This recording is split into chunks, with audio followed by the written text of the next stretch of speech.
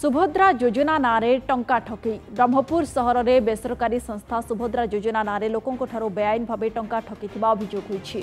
एने गंजाम जिला बीजेपी महिला मोर्चा पक्षर ब्रह्मपुर एसपी दृष्टि आकर्षण कर ब्रह्मपुर किसी संस्था सुभद्रा योजना माध्यम लोकों टंका संग्रह करुच्ची। अभियुक्तों विरोध में दृढ़ कार्यानुष्ठान ग्रहण करने को बीजेपी पक्षर दाबी होती। यह सहित जनसाधारण को सचेतनता ब्रह्मपुर अतिरिक्त एसपी रमेश चंद्र सेठी को एक दाबीपत्र प्रदान करा जायछि। सेमाने लोकों ठारू टंका लूट करुचंती, सेमानक ठारू टंका नौचंती जे आमे तुमको सुभद्रा योजना करई देबु।